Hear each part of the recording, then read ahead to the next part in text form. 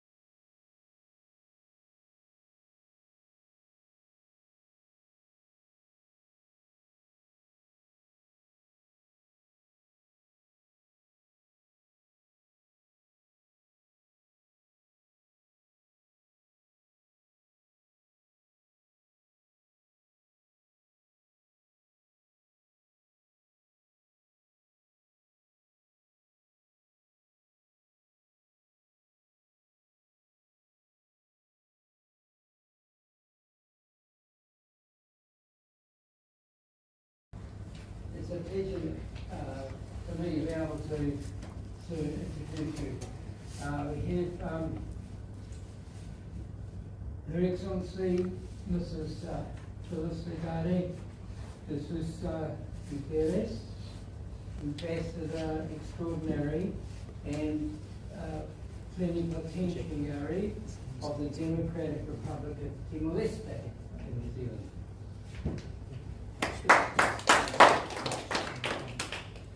And we have Her Excellency Mrs. Unsay, Ambassador of the Republic of Turkey for New Zealand. And basically the rules are you will each have half an hour to speak and to field any questions.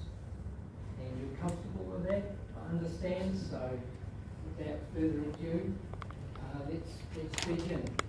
Shall we?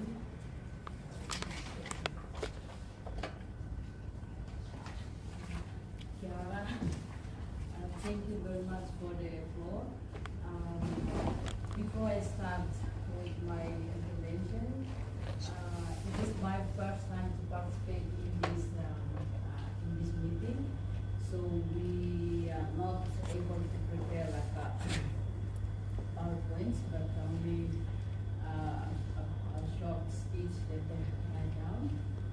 And then also before that, I would like to introduce myself a little bit more. As I'm very to say that my name is Felicidad Rodriguez. I'm from Timor-Leste. I've been here for 2 years, more than 2 years now. And prior to that, I was ambassador to Cambodia for 4 years. And I also had a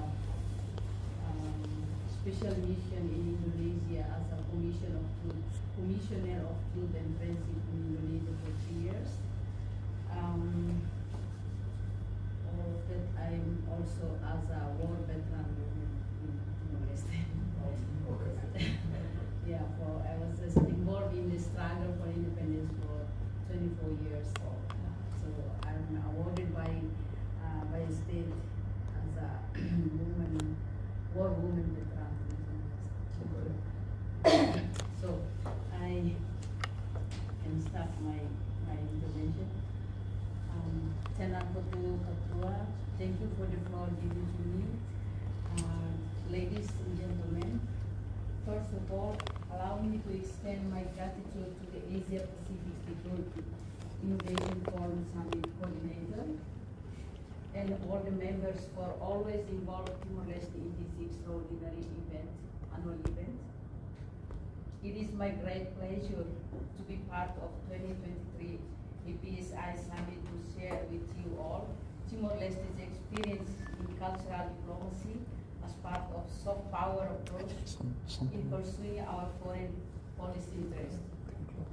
As a small nation that has experience dealing with hard power during the struggle for independence, we realize that the approaches that rely on the use of force, person, and threat of military intervention are no longer relevant and efficient in this interdependent era.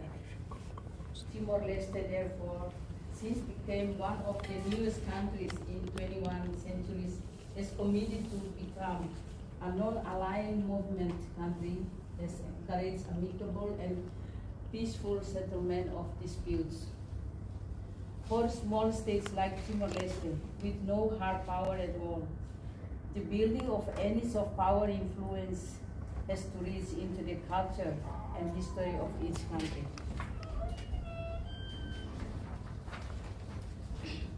Ladies and gentlemen, I would like to take this opportunity to share the 3 examples of possibilities, namely critical importance of the security of Timor-Leste, expression of Timor-Leste's gratitude and respect, and symbolic of Timor-Leste's culture. Thus, first, soft power is especially relevant to Timor-Leste. Most important relationships such as that with Indonesia as our neighbor. Timor-Leste and Indonesia built a relationship of mutual respect, and both countries officially acknowledged through expressions of regret and apology for the suffering caused by gross violations against humanity, and committed to take all necessary measures to prevent the occurrence of such events. It takes courage to accept and admit past wrongs and to turn it into valuable lessons. This was pioneered by the current Prime Minister, His Excellency Xanana Guzman, in 1999, even before the TNI left Timor-Leste, and it has led a close and strong relationship. Second, Timor-Leste has valued and developed its relationships with the people and countries that contributed to Timor-Leste's struggle for independence. Those relationships at the personal level have contributed to a sense of solidarity and friendship with present Timor-Leste.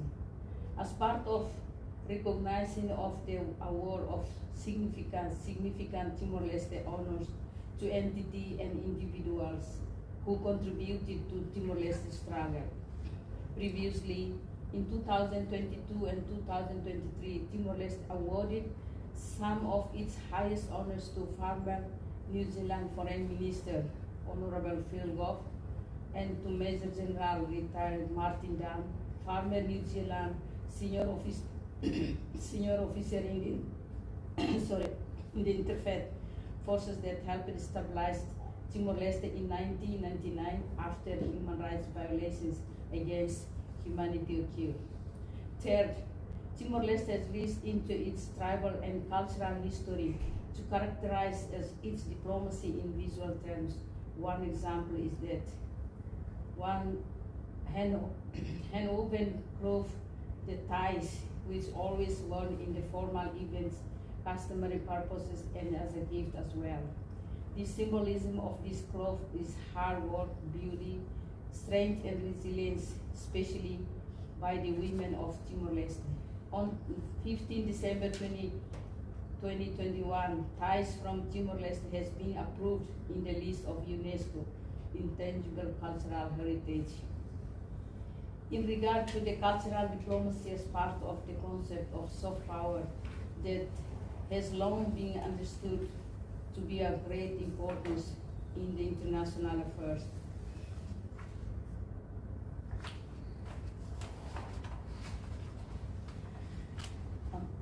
In 1980, Joseph Nye is a professor, you all know that professor from Harvard, defines as the ability of influence others peaceful rather than by war or pressure. His example include sharing any aspect of culture and might build a stronger relationship between countries. Cultural diplomacy, as we all aware that it is meant to use language, cultural performance, attraction, and information to foster relations with other countries. In Timor-Leste's case, language is also one of the strongest cultural diplomacy that we have. Timor-Leste adopting 4 languages, Portuguese and Tetu, as official and national languages, English and Indonesian as business language. Being part of Portuguese-speaking countries has huge advantage for our foreign policy, as we are able to connect with Lusophone countries that spread all over 4 continents in the world: Europe, America, Africa, and Asia. Thus giving us more advantages and influences as a small nation which rely on grouping power. In addition, Indonesian language as a booster to Timor-Leste's intimate relation with ASEAN countries, especially with Indonesia, Malaysia, Singapore, and Brunei Darussalam. That's why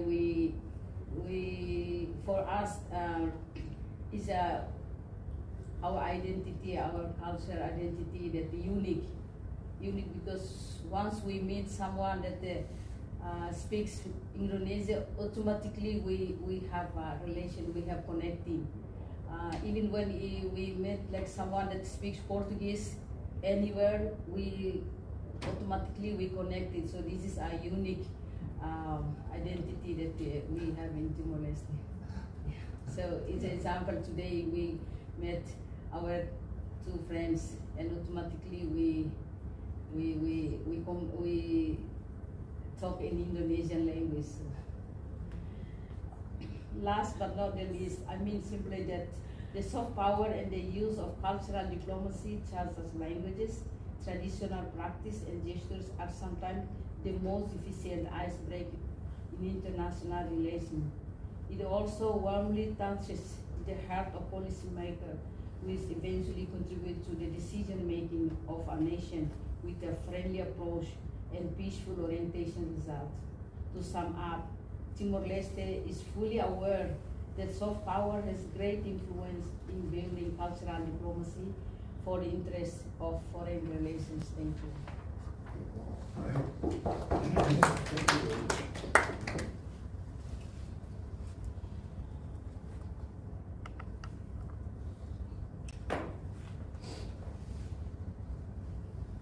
Are there any questions? Yeah, so first of all, thank you very much for this presentation, this intervention, as you said. This is This is particularly interesting. And since you are one of the youngest nations here in the world, what is your feeling? What did you help most to become independent? What was the key trigger which made this approach successful? And what kind of support did you receive? And I imagine that was not that easy. As we all know, there has been a lot of violence, there has been a lot of fighting. But what was the reason why you have been successful at the end? If you could elaborate on that a little bit, this would be helpful. Yeah, thank you so much. This is, I back to the history that we, Timor-Leste, we colonized by Portuguese for almost 500 years. Yeah. And then 3 years, Second World War with Australia, occupied by Australia and Japanese. And also 24 years occupied by Indonesia. Yeah. But we struggle for independence. It's not easy. Many of Timorese killed at the time. Maybe 250,000 something for the small population. Yeah, but then we continue to struggle. Even during the occupation or Indonesian occupation before 1991, we call Santa Cruz massacre. Before that was very close. No one can access to Timor-Leste. But then brave young generation, students, especially young generation, youth people at the time was conducted a big demonstration, and because one of the friends was killed and a big demonstration, and then who our hero that published the massacre, the killings like that, it was our late a journalist, late Max Stahl. He was involved in the demonstration, and he was published that all over the world. And since 1991, the world is focused on Timor-Leste's struggle. So we in international diplomacy with our we have three during the struggle. We have three components we call like a front of diplomatic, front of clandestine, and also front of army is the one that in the hills struggle like a military revolutionary we call volunteer, but also in clandestine is the people who are living in the town like we call clandestine underground front. And we also have front in abroad that they got support everywhere to support us. And then finally in 1999 we got a referendum facilitated or conducted by UN, and then 78% we got independence. We refused the Indonesia, and then we got independence. But before that we have many like solidarity groups everywhere. Even in Germany we have, and then everywhere we have. Even in Indonesia we have big groups there that support us. We call Solidamor. And also here in New Zealand, include the farmer Minister of Foreign Affairs. Now he's a High Commissioner to UK. Phil Goff. He was still young. He support us. His group was support us since 1976.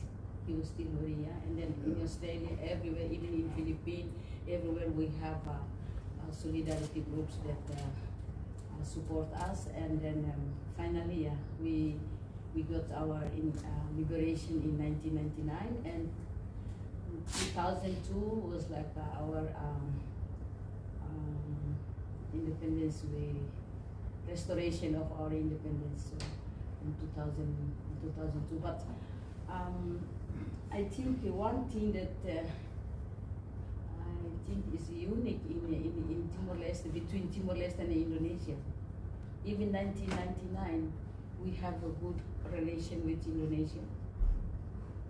And then in 2002, early 2002, after a few months after we get liberation, we invite Indonesian president, His Excellency late Gus Dur, to visit Timor-Leste. And then in 2002, we also invite President of Indonesia, Ibu Megawati, with a big delegation to participate in our restoration independence in Timor-Leste. And after that, we had we created a commission of truth and friendship in 2005. That I was mentioned, I was the one of the commissioner. And then we have we reveal the truth, but we take it as a lesson for both countries, and then both countries recognize, acknowledge the regret and apologies to the people who are suffering caused by those violations. So it's, I think, unique in the world that the two countries after big violations and gross violations, but we have to this is for the memory, we have to move forward together. Yeah. But this is a fascinating development, I really must say. And I can imagine that once the United Nations agreed upon your independence, there must have been a Security Council resolution before, and not only one. And it is indeed interesting. Has there been support from all the P5 members, or has there been more favor of the United States or China or Russia, or what was that at that time? Who was really supporting your idea? I think even China, even US, all countries support us at that time. Really? Yeah, it's the support of the last. Before in 70s, 75s, we have some resolutions, but then the one for the we call referendum or popular consultation was quite all countries support us, give vote us for us. That's amazing. That's really amazing. Give vote for us. And I think this is a unique situation, and even in Europe, when we have the independence of Kosovo, for example. Not all European member states agree upon this independence. There are still some who have not recognized, even within the European Union, that Kosovo is an independent state. By reasons you can understand, but it is fascinating that there has been such such broad support and acceptance for your strive. Congratulations, that's fantastic. You should work as a role model for various areas in the world.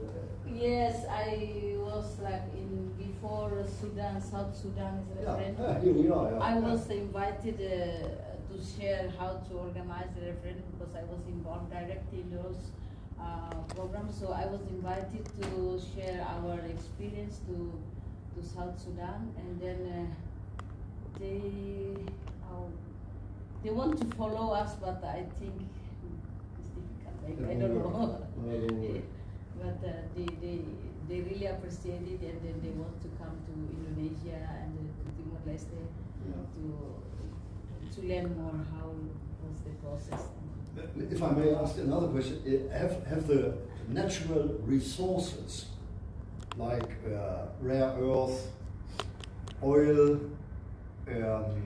gold, and other resources, have they played a significant role in your independence?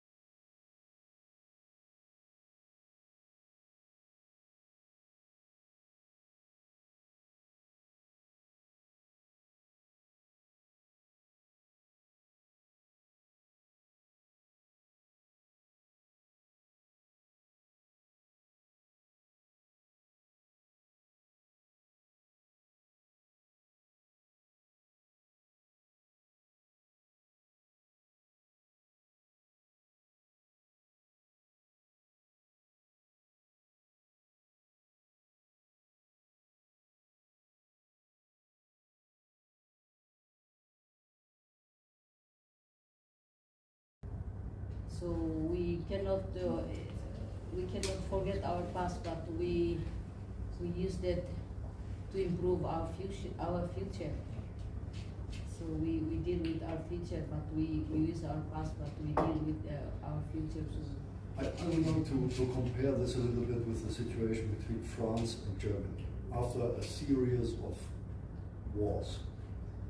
So one of the most important wars was in 1870, 1871, which led to let's say the birth of Germany as a nation, as we know it now. The First World War and the Second World War. And then we had a reconciliation process. A reconciliation process because many people understood never again such a kind of cruelty and level of violence. And all families had been involved, all families had losses, be it on the French side, be it on the German side. And then we started a very intensive program of exchanges, especially with young people, with children in school, pupils, and student programs. And then we created this partnership system between French towns and the German town. And then mutual visits. So that we begin starting in the years 50, that we were able to meet each other very frequently.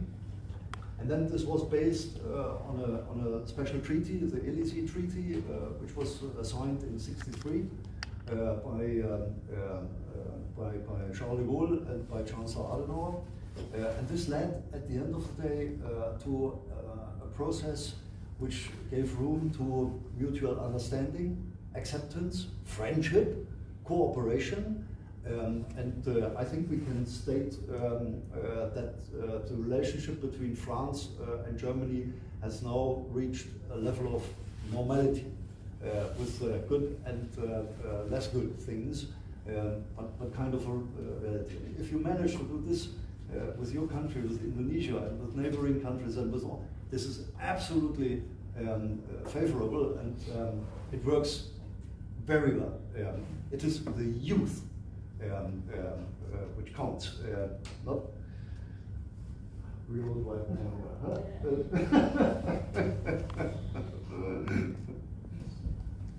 Any more questions? Well, thank you very much. I would ask now, Her Excellency Mrs. Uma Unsay, Ambassador of Republic of Turkey to New Zealand. Thank you. Thank you for calling Turkey as well. You're very successful in that. You know, we have been called Turkey for a while, and we changed into Turkey and registered into UN. It's the original name of our country in Turkish language. So there's no confusion with the animal turkey and now Turkey. Well, that was never. It happened. Now, let me introduce myself again. My name is Ömür Ünsay. I have been the ambassador of the Republic of Turkey in New Zealand for 2.5 years now. I'm accredited to 6 more island states: Fiji, Tonga, Tuvalu, Samoa, Cook Islands, and Niue. It's my first time as ambassador, but I joined the ministry in '94. It takes a long time with us to become an ambassador in the diplomatic process. For me, I see us diplomats as the public servants for the government to implement the foreign policy. And I think diplomacy is the art of reaching consensus while trying to maximize your interests, and also representing your country in such meetings like this, big or small. And if I may also state that this year we are celebrating the centenary, the 100th anniversary of the foundation of our republic. Before that, for 7 centuries, you had the Ottoman Empire, and after First World War, we became the Republic with the vision of our leader Mustafa Kemal Atatürk back then. Turkey is situated in a very volatile, fragile region, as you may know. as a bridge between Asia and Europe. It's never a stable region, but we are striving for stability in our region, economic and politically. We are guided with the enduring objective to achieve peace at home and peace in the world. This is a saying from our founder, Mustafa Kemal Atatürk. And in the pursuit of this primary goal, we have this enterprising and humanitarian foreign policy now, implementing this motto. Foreign policy factors, as you know, are shaped by geography, neighborhood conditions, global environment, but also they derive strength or weaknesses from the historical experiences, robust or weak institutions, or human resources, whatever you have. We are trying to make most of it in our country as well. We use several complementary assets in our foreign policy, like political, economic, humanitarian, and cultural tools. We do not have only one institution, just the ministry. We have supporting institutions, as in every country. And with the help of those institutions abroad, we are trying to maximize what we do. And with 260 missions abroad, Turkey has the 5th largest diplomatic network globally. We are proud of with this network. We need it, we use it, we are trying to enlarge it. We're trying to increase the numbers still. Because we try to strengthen our ties, first with our region, which is Balkans, Middle East, North Africa, Caucasus, Southern Caucasus, South and Central Asia, and Africa, Latin America, Caribbean. So it's a 360 degrees global view for us. And with the Asia, a new initiative we announced in 2019, we have given an opportunity to our foreign policy to implement a holistic and comprehensive policy towards Asia and Pacific, of course, which is home to rising powers in the 21st century. Turkey has been a solid NATO member for the last 70 years. We have been contributing its operations and providing military power. We are among the top 5 contributors to NATO operations and top 8 contributors to its budget. Turkey is a part of Europe, you know, not only geographically, but we have been the founding member of almost all European institutions and organizations like Council of Europe or OECD, Organization for Security and Cooperation in Europe. We are a member of all European, almost all European institutions and organizations. We are a candidate, negotiating candidate member, candidate for European Union as well. We have a customs union with the EU.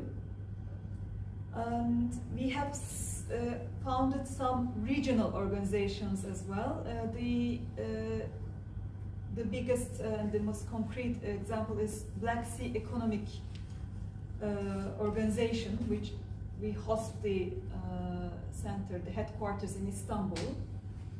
And in Istanbul, there are many UN offices. We are trying to make Istanbul as a hub for United Nations.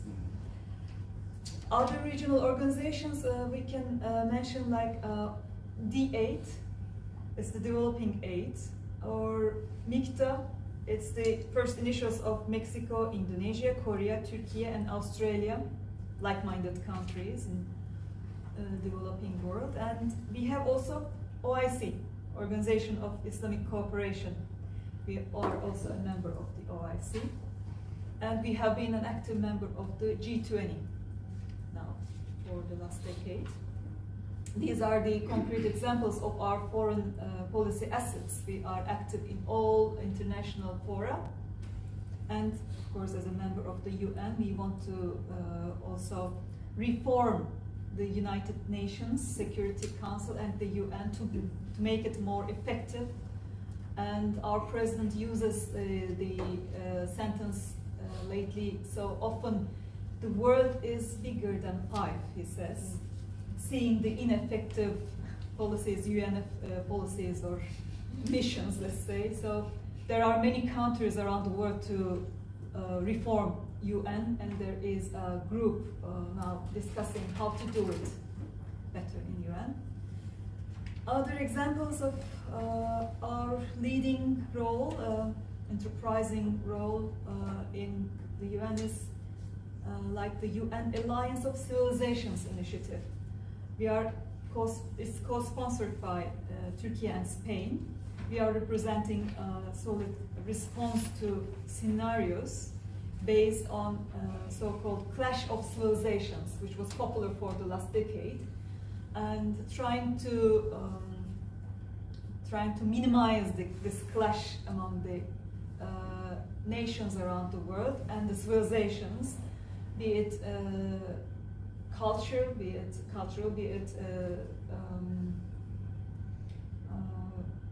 social. So there is much work to be done under this umbrella as well. We also like to implement mediation in our foreign policy as an answer to the conflicts, and we offer this mediation as an institution to the conflicting parts. You can see this, the recent examples by our, the very recent example is our grain initiative between the warring sides, Russia and Ukraine. Actually, you can see our mediation efforts before the grain initiative. We brought the sides together in Antalya, in Turkey, and then in Istanbul, the ministers, foreign ministers, the very first months of the war. Unfortunately, it collapsed, but you have to give a chance to the sides. This is the job for the countries who can mediate, who have the, let's say, power, soft power to play that role. And what other recent examples I can give you? For example, during COVID, our embassies all around the world also played a very important role. We repatriated our citizens. It was the biggest repatriation effort of the ministry. More than 100,000 Turkish citizens are brought home. And we sent medical aid to 160 countries around the world, and also used 12 international organizations for that. Besides, during the war in Ukraine also, we repatriated more than 800,000 Turkish citizens from Ukraine to home.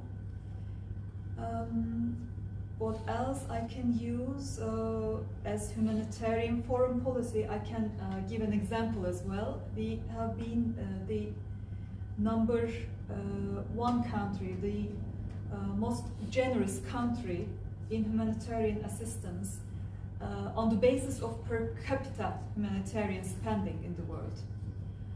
And we have been the first host to World Humanitarian Summit in 2016.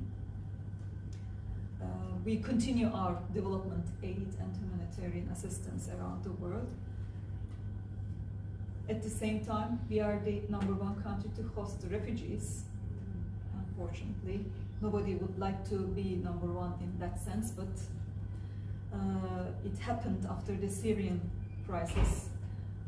We welcome those as temporary refugees under our protection. They are not official refugees. We call them temporary guests, let's say, under protection, because when the conditions allow, when it's secure in their home back at Syria, they want to go back. They wanted to go back, but it's been 10 years by now. The numbers have increased. That's how we became number one country to host the most refugees around the world. Not only Syrians, but we have also from Afghanistan, Pakistan, Iran, all escaping from the crisis areas took refuge in Turkey. it's not a cheap issue, but we cannot close our doors. It's a humanitarian issue. Well, another concrete example for our innovative initiatives of the ministry and of our supporting institutions is Antalya Diplomacy Forum. It's quite young, and it's going to hold its third convention this next year. Many leaders from all around the world are invited to Antalya. It's a coastal city. If you don't know, it's a very beautiful city, and they come. They come together and they try to formulate international policies. They exchange views on global and regional issues, and maybe try to provide solutions to key problems. We couldn't hold the third meeting this year because we had this major earthquake in our country in February. Unfortunately, it was the biggest disaster for us. It affected an area as big as the North Island of New Zealand. It affected 11 cities in Turkey, and more than 50,000 people have died. It affected economically and psychologically, but the big relief was at that time we had supporting foreign assistance from all around the world. At first instance, more than 90 countries sent relief, supporting relief groups to Turkey. We appreciated it very much. This shows how countries can come together on humanitarian issues, and we reciprocate that too. You may think that with some countries we have bilateral problems, but even with those countries sent relief support groups for this earthquake crisis times, we can make use of those times. There are some political arguments at the moment saying that countries which have some dire relations can use such situations and turn them into an opportunity and bring their politicians together. So, for example, in our case, we have some problems to solve with Greece and Armenia, and we can go deeper into those topics after I conclude my speech, but sometimes, as I said, such crises provide you an opportunity to further accomplish some progress bilaterally or internationally as well, if you can, if the politicians can. Never waste a good crisis. Yes, that's the art of diplomacy. And that's, I think that's all as my time allows me for a speech now. And I can say that there are other very lively topics at the moment, like in our immediate vicinity, the Gaza problem as well. It's another topic for our diplomacy and foreign policy at the moment, very latest topic. If you want, I can dwell on it more, depending on the questions if you like. So, thank you for inviting me. Okay, Happy to be here. Thank you, Madam, for your insight into where you are. Geographically, you are located in a location where you have issues left, right, center, kind of, recently we had Syrian conflict, which I think you shared about that, I'm not from there, but I know the geography. And then you have, as you stated, Russia and Ukraine, and the current issue as well. So I just want to get your government view, policy or view on how they look at the problems and how they, when like big powers like US and them coming into your, neighboring countries, and, how do your government, address those challenges? And, I've seen it on CNN, your president made a comment on the Gaza issue, and I think it was for the Palestinians and all this. So, how does your country view the whole Middle East issues, that including the, I think you touched on Russia and Ukraine already. Okay. Yeah, it's never a dull moment with Turkey, actually. Every day we have a problem.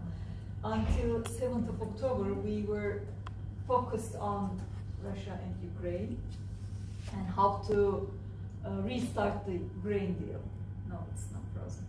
But on 7th of October, everybody was surprised, because until that time, we were improving our relations with Egypt and Israel. We were sending ambassadors. That was declared, openly declared. And we were hopeful that there would be a solution in Syria as well. But 7th of October caught us, everybody, as a surprise. And at first, we thought that, the government thought that there could be another opportunity for mediation at first. But when the Israeli government started indiscriminate bombing, we lost that opportunity again. Because on humanitarian basis, everybody started to call for humanitarian intervals to give a chance to the civilians to get out of the bombings. But up till now, it's impossible to convince the Israeli government to I don't know, for a ceasefire, let's say. First, we are aiming now a ceasefire. We are not alone in this. Everybody is calling for a ceasefire. But only Turkey alone, the government, cannot solve the problems, and we need supporting allies on this. We have like-minded countries. Lately in OIC, there was a meeting in Saudi Arabia. Arab League and OIC came together. Now they want to propose an international exit to the problem. Now that we have some like-minded countries with us, there could be a chance for peace. At least first a ceasefire, and then an humanitarian send of aid into Gaza, and then finally a two-state problem, solution of a two-state problem. But you need a widespread consensus on this path. Turkey alone cannot act, and our mediation, when it's not welcome, is not imposed on one party or two parties. It should be embraced by both parties. So we should form a broader alliance in that sense. And now with US is our NATO ally, has been a long history before that. We had ups and downs in our relation with the United States, but we always come to a solution with dialogue and diplomacy, because we cannot afford losing the biggest ally and a superpower for some in the international forum. This is true for everybody. You need to continue dialogue and diplomacy. You cannot turn your back. It's a very interdependent world now. You cannot afford losing your economy to just for one crisis. Other crises will come. So you have, after each crisis, you have to get up and continue. So this is an ally.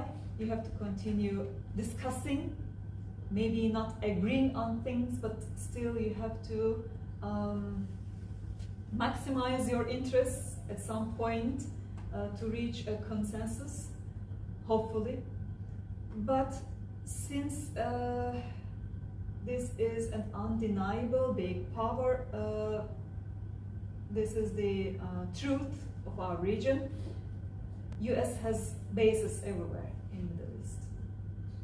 Military bases. US is a reality of Middle East. You cannot deny that too. But the truth should be said. Our president is also vocal about the truth. He is the voice of the conscience of the powers in the region. When tens of thousands people, civilian people are dying, you cannot just show only one side of the history. Lately, for example, I was in Cook Islands, and driver told me that what about the people who were held hostage by Hamas, and he probably only watched those channels which show you one side of the history. And I asked him if he is watching Al Jazeera, for example. He doesn't know about Al Jazeera. He was telling me about the Torah and the stories from the Jewish elderly told in centuries. He was telling me about the religious books, and he was telling me about Palestine, and well, I couldn't argue with him. So you have to continue telling more, explaining more to the civil society, and trying to show the other side of the history, other side of the story. This is more than what the diplomats can do. So I think the soft power comes also from social media. If they are one-sided, or if they are objective, if they are subjective, you never know. So this is the post-truth, you know, shaping the policies and the national foreign policies as well. Our president cannot act also independent from his nation's feelings, his supporters, his political ground as well. So this is true for every politician too. But this is not only politics at the moment. This is a very big humanitarian crisis. And I think we are making some progress. Our foreign ministers met, Minister Fidan met Blinken. They are in contact, and our president's visit to Germany, the latest visit to Germany, was also very much on the papers. So we are making some progress. I hope we will see the light at the end of the tunnel. This is always very good to hear that. Thank you very much for that, for these clear words. If you talk about both sides, Your Excellency, with all due respect, but I expect that you name the October 7th a terrorist attack with 1,400 killed, tortured, and which we mistreated. condemned as well. Yeah. This is also part of the medal, of one of the medal sides. And you will not be surprised if I disagree with your statement that Israel conducts indiscriminate bombing. I disagree. It is discriminate to the maximum extent. And one of the proofs for that is that they offer the opportunity for the Gaza population to leave certain areas with a long time of let's say, activity before seriously bombing. This is also part of the other side of the coin. I agree, we have to watch both sides. But if we want to watch both sides, we have to name both sides what it is. For sure, October 7th is the biggest terrorist attack and the biggest massacre on Jewish people since the Holocaust. That's for sure.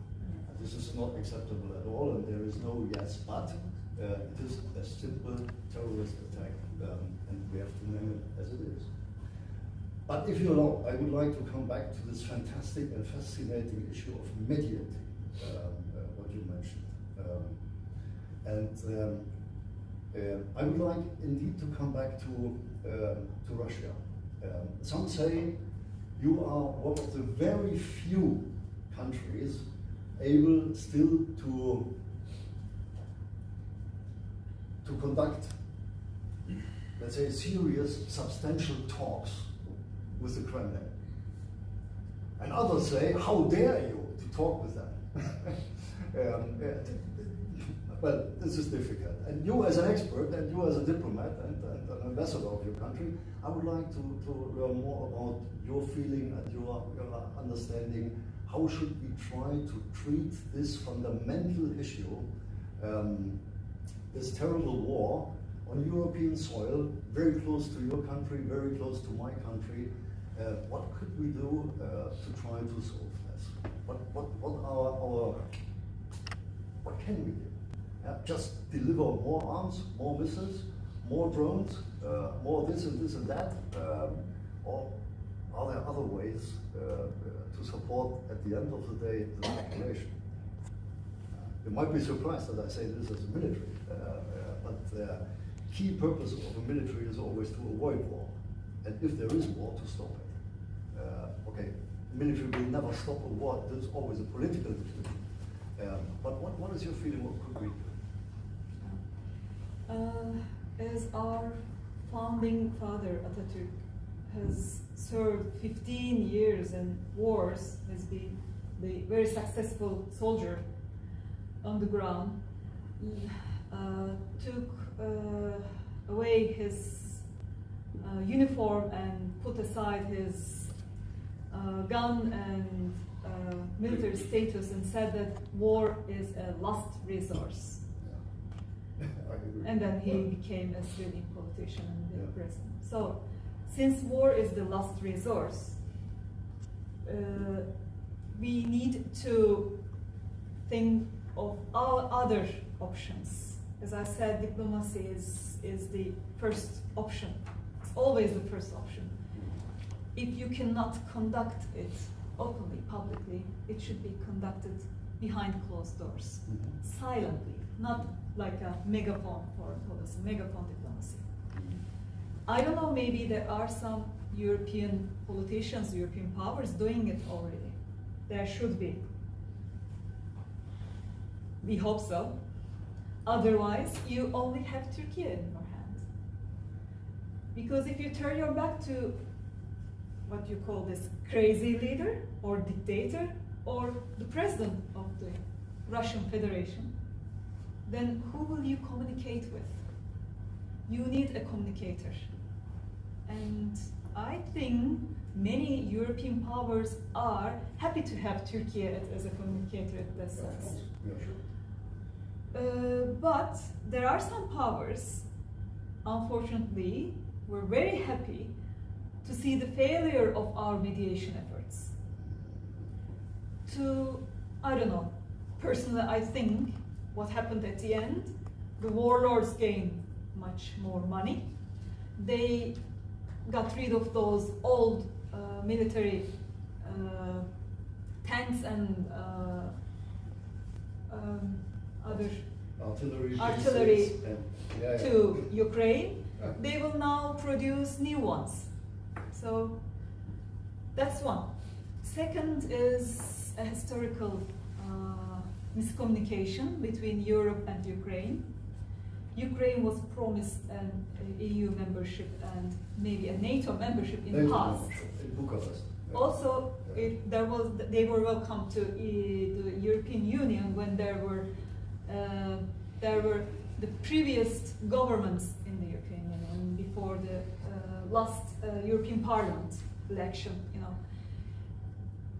But the promises were not kept, and the leaders of Ukraine, the society of Ukraine, the nation of Ukraine was left alone with their own dictators or with their own politicians, or alone with Russia. And what happened with the Crimean issue? They didn't come to help. Yes. What happened when there were unrest in Donbass or other regions? Nobody came to help. Yeah. There were only promises, there were only inciting to stand up against Russia, but maybe they were fooled in, maybe they were misled, I don't know. So being aware of this past, the responsibility also lies on the European powers as well. What have you done? What haven't you done? European countries should also turn back and give some stock taking and do some stock taking and search their mistakes, as I may say. Yeah. The two countries are our major trading partners in the region. We need a peaceful relation with both. If a problem erupts with Russia, our economy is affected deeply. They don't send goods, they don't send tourists, they don't send, they may end their gas or other agreements, contracts. This is crucial for us. With Ukraine, we have also a similar relationship. So with those immediate neighbors, we also need, for our sake, a good, safe, working relationship and communication. For Europe, I don't know. I cannot tell more. I have been working in our permanent delegation to the EU in the past. I have seen European Parliament and I have seen European politics. I cannot say more. It's you have your own problems. I know. But for us, we were disappointed when our initiatives were forced to failure. When they sent more artillery to Ukraine, and when they incited that, when they how do you say, encouraged for more military actions. So there's no reconciliation still. If I may again, unfortunately you haven't been here this morning because we had an interesting discussion about the feelings of the Pacific Island nations concerning, let's say, the fundamental support or just talks from the West. Yes, whoever, I've heard whoever that. that is. I've heard it. Whoever that is. Yes. Yeah. This was pretty interesting, and it goes along what you just said, and I fully agree. And I remember very well when I was working for the government in Berlin in 2007 when Russia attacked Georgia, also in your vicinity. And what happened then? What were the consequences? Very few sanctions, and then, well, Saakashvili, strange man, he might have been also responsible for that, and so the consequences were almost zero. And as you said, when they occupied Crimea and then attacked Donbass and started to work with the little green man, and nothing serious happened. And yes, I fully agree what you said. Ukraine and Georgia must have been terribly disappointed throughout the years, I think 2008 and the following, when we had our NATO summit in Bucharest in Romania, where almost all nations, all NATO member nations said, well, okay, we should make them NATO members, these two candidates. But Paris and Berlin refused, and a very tough position against. And since we need anonymity, it was absolutely clear that it would fail. So nothing happened. And where this leads to, we can see now. The question is, what can we do to avoid similar situation in the future? What are the lessons identified? What are the lessons learned? What can we draw from these events? How can we become better in the future? And we need to become better, because we can look around, whether we agree or not agree, the fact is people are everywhere, they are dying. And we have a serious decrease of economic development, and we pay a lot of money for useless nonsense, etc., etc. So this is a phenomenon, and we need to handle that. But how? What can we do better? And this is a question we are talking about this, discussing for months or even years, Anita, what we could do to improve this. But We haven't been that successful so far. Well, thank you. Thanks for those comments. We have to move on, but we've kind of gone off topic as well because we are discussing about diplomatic skills, and we unavoidably we sort of strayed into the military kind of area. But it's been a useful discussion anyway, and we'd like to invite you after the next panel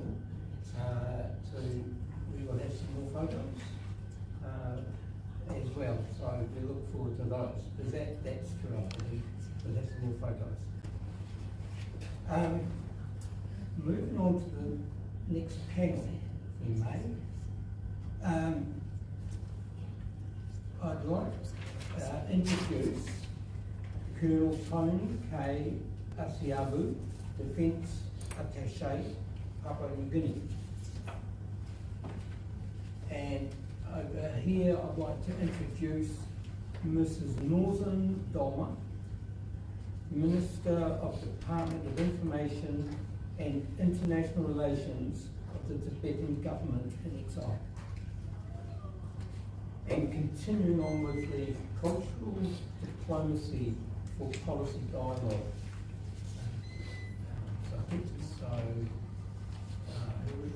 Let's begin with King. Thank you. All right, thank you very much for this invite. When I was first asked earlier on in the year, and I was thinking, what is it that I'm going to be talking about? Because I'm a soldier, I don't involve in much of the think tank kind of stuff.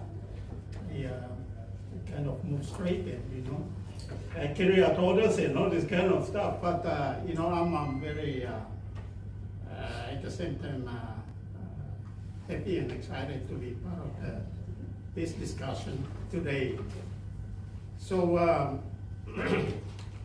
there are two questions pertaining to my side of the house, or my discussion points today, briefly, is to define and internalize soft power, statecraft to enhance Papua New Guinea's international influence, to promote interest on the global stage, and secondly, the topic of the discussion, castle diplomacy for political dialogue. And I'm by no means, like I said, a political scientist or somebody with international relations that knowledge that I can delve into, critically. But what I'm trying to discuss with you guys, or all of you, is that my personal view on what it is pertinent to my country, okay, from my experience. So as Madam has stated, Joseph Nye is the guy that coined this soft power school of thought, and we are aware of what it is. But in this series of books, going towards the end of 80s and 90s, he kind of defined soft power in different words, but it meant the same thing. Yeah, and I'd like to borrow for my discussion. I'd like to borrow his soft power definition as attractiveness of one's culture and the values or the ability to manipulate the agenda of the politics. So that's the one that relates to my discussion. He goes on to state three fundamentals in his book, or he calls it resources of a country as far as soft power is concerned. And he stated it's the political values, the first resource. That is, if a country lives up to its to them and at home and abroad, then that's the values that that country has, that concerns with the soft power. Secondly, he states foreign policies, and whether that foreign policy is legitimate or having the moral authorities. Lastly, it's a culture where the discussion point is. So what's those three? I want to put the 3 points or 3 resources in perspective for Papua New Guinea. But more so, I'll get to that culture bit a little bit in depth to answer the questions I've been given. So in the Papua New Guinea context, or as a lot of our regional friends know, in short PNG, yeah, in short. So, a lot of times Papua New Guinea in a political space, or when we speak of Papua New Guinea from an outsider's perspective, we refer it to as an independent state of Papua New Guinea, or PNG. Okay, it has 11.5 million population now, growing at a rate of about 2+%, which is something that is it's pretty hard to control as a developing nation. So it's growing. So we occupy the eastern half of the island of New Guinea. The other half is Indonesia. So we occupy the eastern half with the islands to the east, with the many islands to the east. Okay, we gained independence from Australia on September 16, 1975. Okay, we turned 48 years this year. We adopted parliamentary democracy. That was, as part of the extension of the British colony. So we have the representative Westminster system of government, and we have an in-camera legislative parliament, which is composed of 104 elected members every 5 years. So let's go back to the values or the resources that Joseph Nye was stating. Our political values. And when I look at it, the question I ask myself, as far as this question's been asked, is that I go back to his definition and see what is PNG attractive to the rest of the world. That's my question that I will answer myself. That's the way I think about it. Let's look at the political values of Papua New Guinea. It's a homegrown constitution we have, which is the pillar of the PNG's democratic ideals. It is not matured. Politically, Papua New Guinea political system is not matured. It's still finding ways to its maturity. I'll give you an example. In the last 22 national elections, 2022 elections, 95% of the disputed returns are still pending. So that gives you an example of how weak our political system is. Just one bit of it. So some of the cases for the elected members is still pending in the courts. Okay. Whether they've been elected legitimately or not. That's the point that I'm trying to. So in that sense, we are not matured enough.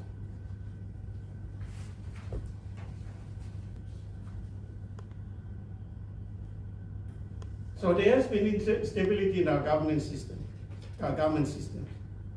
through vote confidence. We have changes here. We have changed almost all the governments that were voted in at the floor of parliament through vote of no confidence. And that's not good for our political system or the maturity of our politics. Thanks. So if you ask me, are we attractive to the rest of the world politically? I'll say no. We are still immature. But getting there, we are getting. It doesn't mean that we are totally not bad. It's functioning, but we are not. You know. Yeah. This is my personal view. You know. Don't quote me.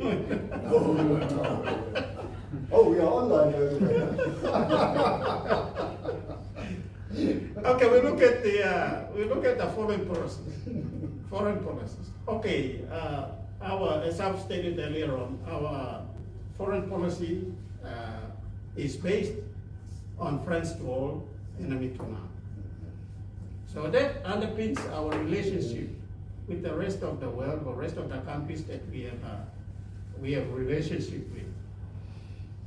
Okay, so that's the one that really makes us, you know, you can come and we just accept. We can accept you. We don't differentiate whether you are a friend or you are a foe. We accept you as one, being a friend. We have good investment policies because we have natural resources, abundant. We have good natural resources, and that's where we are attracted. We have challenges in monetary policy. We have good enduring military relationship with other countries, especially our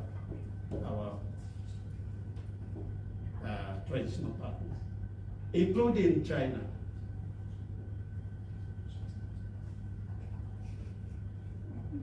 So if you ask me, are we attractive? Yes, we are attractive. In our policy and investment policies, but we have immense. By saying that, our policies towards, managing our challenges, internal challenges, is a big challenge for us. But we are working towards that. The last bit, the cultural part of it.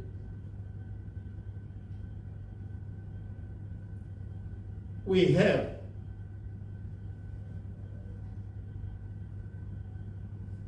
Papua New Guinea is one of the countries with more than 850 languages.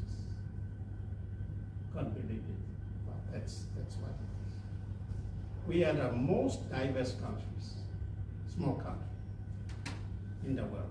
850. Yeah, more than that. So our main that drives us, our main slogan that drives us is diversity in unity.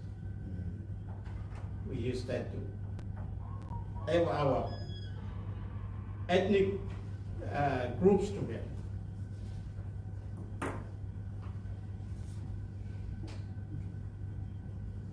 We have hearts. We have artifacts. We have customs. We have traditional dances, etc., etc.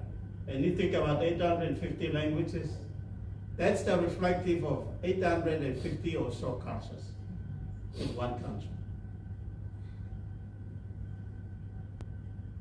Let me give you an example of a culture that we are attractive to the world. We have the cultural source. And on a yearly basis, within our provinces. We have 22 provinces in the country. So within the provinces, there are cultural sources.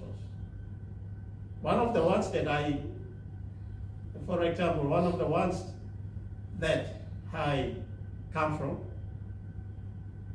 the province that I come from, has states its 58 cultural sources. And it's tested the time, and it has survived till now.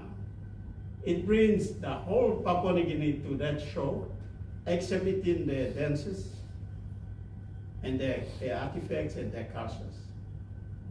And what it does is brings tourists from Europe, the hotels and guest houses, everything is booked out only around Fort Edgecombe.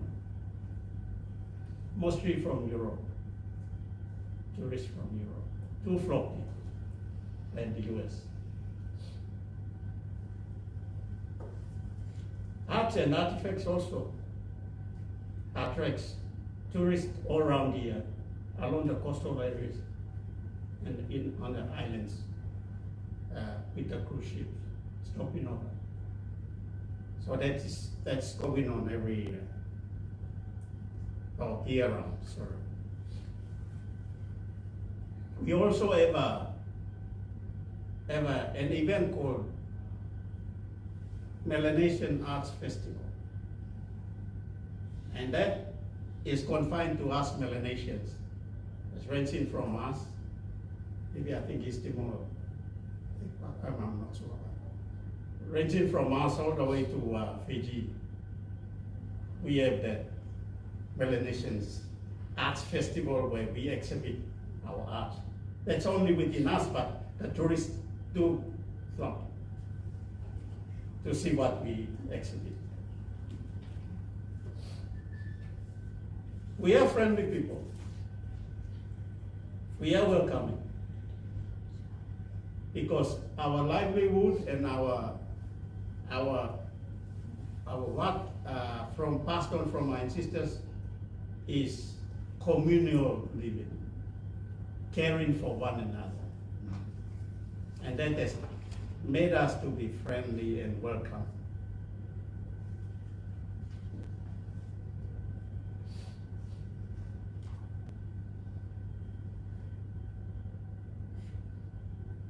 In all, no particular culture is attractive as far as the cultural aspect is concerned.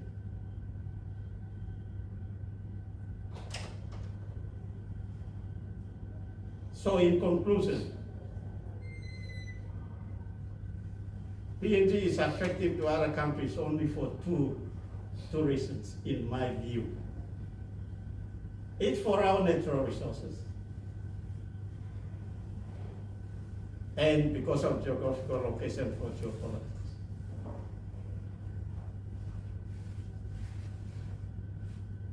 Example, the big two superpowers. So after 48 years of independence, instruments of government, economy, social services, the people are yet to be developed. PNG is yet to get on the road to being attractive to other countries, despite good laws and policies in place, abundant natural resources, and rich cultures. Thank you very much. Are there any questions?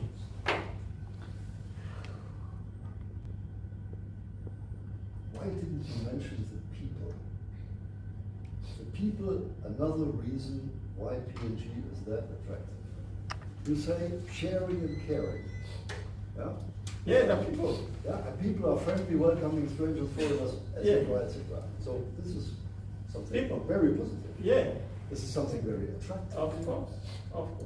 So this might be a third reason. Thank you. Why PNG is attractive. Not only natural resources and what you said, your geographical location. Oh, thank you. Yeah, thanks for observation. Yeah. Yeah. For those who hadn't been here this morning, we had already a short discussion concerning friends to all, enemy to none. That's most of the Pacific Island countries, they have that foreign policy. And we are the one. So you see, when you and Joanna, kind of say, either you are on one side or the other side. You can't be in the middle. Some of us have this policy, so we need to see. I think I understand. Yeah. You have to find your way. Yeah. And all nations have to find a way. This is for sure. Because our culture is we don't align with our culture is friend.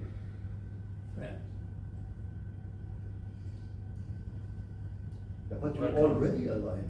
You align with democracy. You align with, let's say, freedom. And this is already a bit. Oh yeah, that's you This can is a kind of alignment. you can argue that. Yes, we were adopted and we have all what. The underlying issue that the country is going through is developmental issue.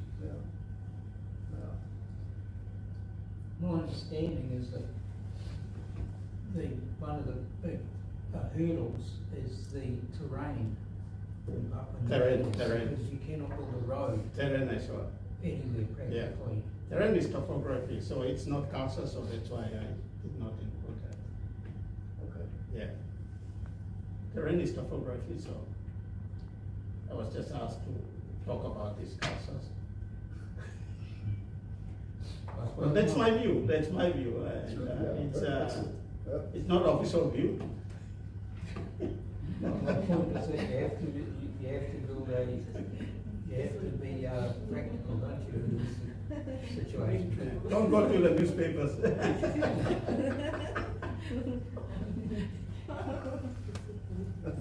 Any further questions? Very good. This is very interesting. Yeah. But I was challenged to speak on this thing because I kind of find it a little bit challenging to find out what exactly is it that we are affecting as far as culture is concerned. So I was trying to find my way around. This is very precious, and you will not be surprised that especially people coming from Europe, as I do, we have a completely Eurocentric view of the world. Of course, and this is a shame, I know that. And this is the reason why we already for years now try to understand better what is going on in the Asia-Pacific region, which is, as we said earlier this morning, including the Indian Ocean and the Horn of Africa. And so it is half the world, more than half the world. And to understand this better is a big challenge. I'm convinced that we, the so-called West, I don't know whether you agree or not, that we have tried to impose our view of the world on others. I think at the end of the day we always failed because we did not really respect what others are thinking, why they are thinking in a different way, and what is behind. This led to the failure in Afghanistan, in Iraq, and blah blah blah blah. Correct. This is something we should not repeat, and it brings me back again to what we said earlier. What are the lessons learned? What are the lessons identified? What should we do? What can we do better? And first and most important thing is we need to know more, and we need to understand better what others are thinking and why they are thinking like that, and what is behind. And regardless whether we have differences or not, once we understand each other better, then it's culture is the basis of you understanding a human being or that particular group of a nation or a group of people, because culture is the way they think and they live, and it's not now that they manufacture the culture. No, it was by birth, by generations. And therefore you can't impose your culture on another person, just in a nick of time. Yeah. That's the way I understand, Yeah. Yeah. I agree. in a nutshell. Yeah. Yeah. Yeah. Very But interesting. thank you. I like that point that you made. People. Put the people on the list. I think these meetings, I think they're very helpful because the different places, some of the challenges are just amazing to me that I've just heard from this afternoon, from from this panel beside me and from so far, the challenges that the countries face to promote themselves in the world and culturally and diplomatically. And the next speaker I was talking to, and I was amazed, Excellency, I couldn't really get my head around having a government in exile. It just doesn't make sense to me. But we do. And I'd like to introduce you now, if I may, Excellency, Mrs. Norton Dolman.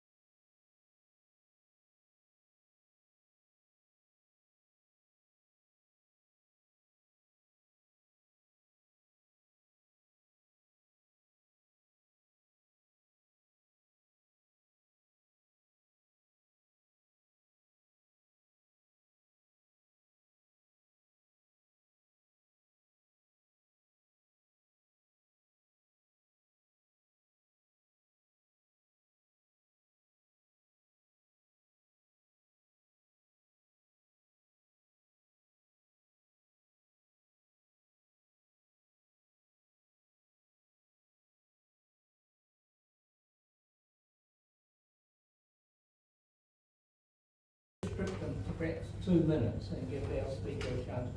And then we will go out for our photos and we'll come back for a report. I believe the gentleman here is writing a report of the event. So let's have some questions.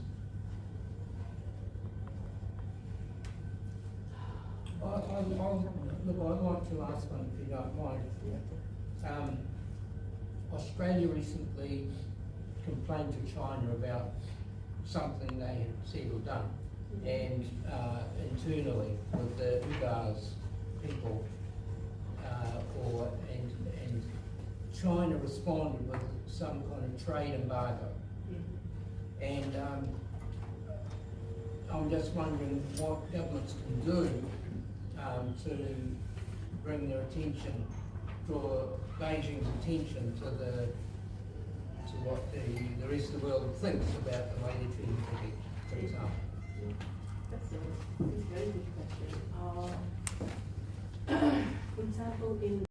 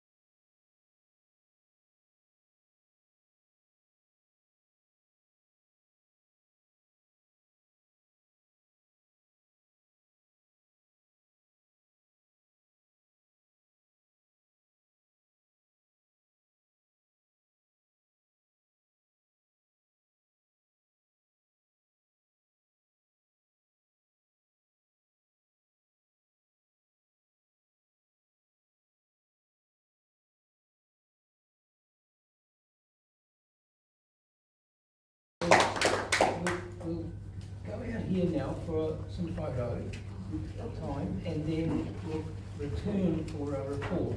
Sorry, there's coffee and tea. Oh, and coffee and tea.